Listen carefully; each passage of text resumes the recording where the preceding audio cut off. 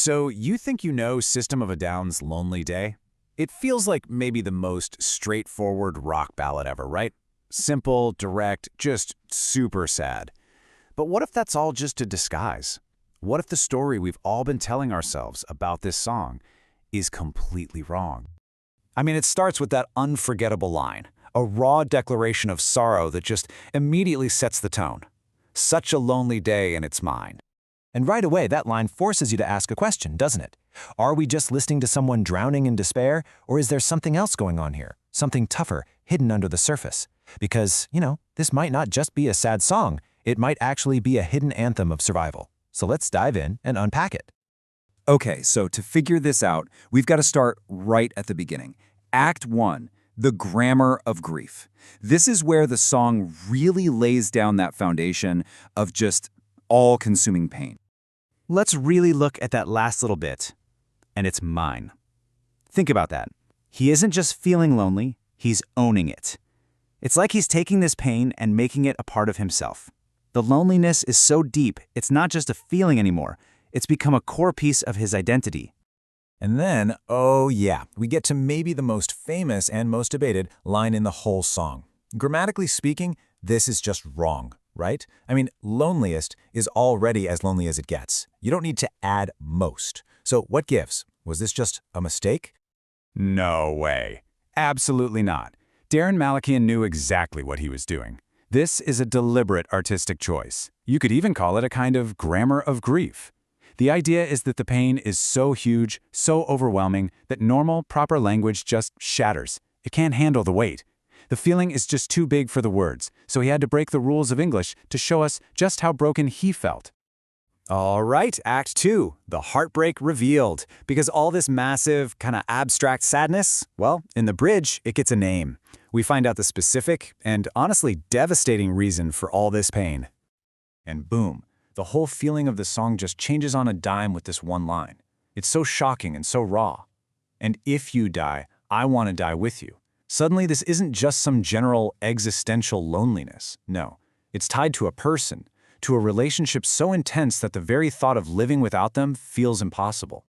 And this difference is so important. Think about it for a second. We hear "I'd die for you" all the time in songs. That's about being a hero, about sacrifice. But "I want to die with you"? Whoa, that is something else entirely. It points to this fused identity, a level of codependency so deep that one person just can't exist without the other. Surviving them isn't even an option in their mind. And all of this leads us to the final, and frankly, brilliant twist in the whole story. Act 3, the survivor's story. This is where one single line comes in and changes everything we thought we knew about this song. After all that pain, all that despair, all that talk of not being able to go on, the song ends with this: "It's a day that I'm glad I survived." And just like that, the whole song just flips on its head. See, most people think this is a song about being sad, right now, in the moment. But the huge clue is that word survived, past tense. This tells us the real story isn't about being trapped in the pain. It's a memory. It's someone looking back on that day. It's a song about having survived a sadness so deep that just getting through it was the win.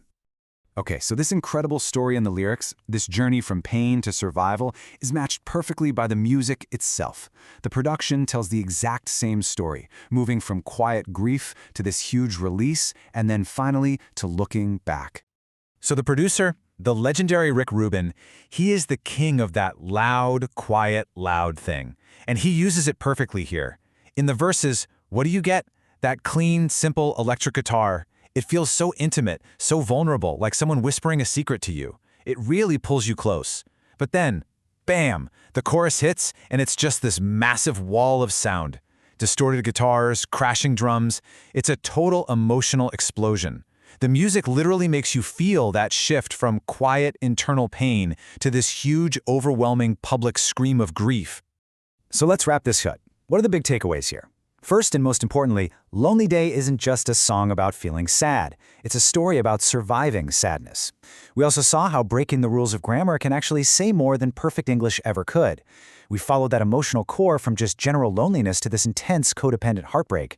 And, of course, the big one, that last line changes everything, turning the whole song into a memory. a scar from a battle that was won. And the music is right there, amplifying that entire journey. And that kind of leaves us with one last big question to think about. What if the saddest songs, the ones we all reach for when we're at our lowest, what if they aren't really about the darkness itself? What if they're actually celebrations, anthems to the incredible strength it took to make it through to the other side?